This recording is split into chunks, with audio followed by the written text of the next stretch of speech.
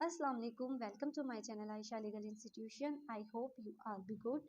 ये मेरी video specially LAT के स्टूडेंट्स के लिए है कि किस तरह से उन्होंने अपने लैट के टेस्ट की प्रेपरेशन करनी है।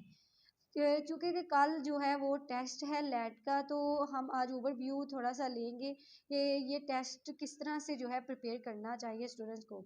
ओवरऑल स्टूडेंट्स की तैयारी तो कंप्लीट होगी, लेकिन एक बार जो है वो ओवरव्यू थोड़ा सा टेस्ट का हो जाए तो फिर भी जो होता है स्टूडेंट्स के लिए अच्छा है। तो अगर आपको लैट के रिलेटेड नोट्स चाहिए तो आप हमें डिस्क्रिप्शन में जो हमारा लिंक दिया है उससे हमसे रब्ता कर सकते हैं।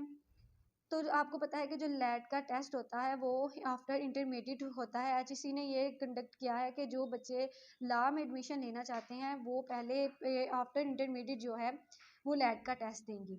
तो लैट के टेस्ट के ना दो पोर्शन होते हैं। ये टोटल 100 मार्क्स का पेपर होता है और ये जो है दो पोर्शन पे कंसिस्ट है। एक है इसका सब्जेक्टिव और एक है ऑब्जेक्टिव। जो सब्जेक्टिव पार्ट है वो 75 मार्क्स का होता है और जो इसका ऑब्जेक्टिव पार्ट है वो कंसिस्ट होता है 30 मार्क्स पे। तो अब पहले हम उसके जो ऑब्जेक्टिव पार्ट है उसको डिस्कस कर लेते हैं। तो ऑब्जेक्टिव पार्ट्स में दो पोर्शन है उसके आगे से भी। एक उसमें आएगा आपको ऐसे और दूसरा होगा आपका पर्सनल स्टेटमेंट। तो ये दोनों जो हैं वो 15-15 मार्क्स के होंगे। आप इनको उर्दू में भी प्रिपेयर लिख सकते हैं और इंग्लिश में भी इनको लिख सकते हैं। तो पर्सनल स्टेटमेंट ये अनसीन होंगे, ये आपको पहले से पता नहीं होगा कि ऐसे कहाँ से आ रहा है और पर्सनल स्टेटमेंट से कहाँ से है। ये आपके अपने नॉलेज पे है, बेस करता है कि आपने इसको किस तरह से लिखना है। और इन इजी टॉपिक होते हैं, कोई इतना मुश्किल होता नहीं है, बहुत इजी टेस्ट होता है।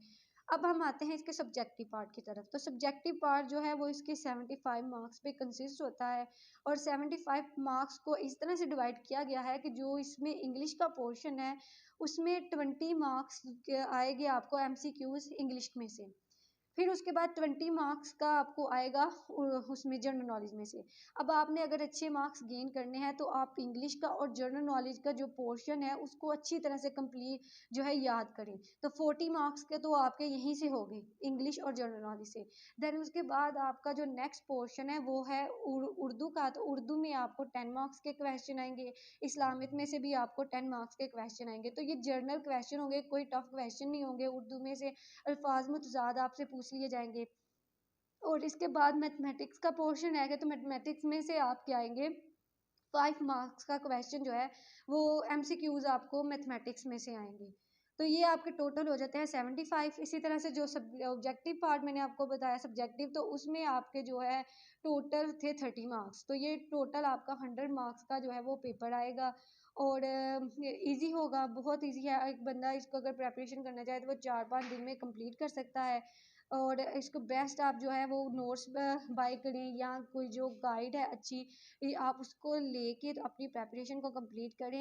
एंड ऑल स्टूडेंट्स के लिए मेरी तरफ से बेस्ट ऑफ लक और अल्लाह ताला आपको कामयाब करे। ओके, टेक केयर, अल्लाह।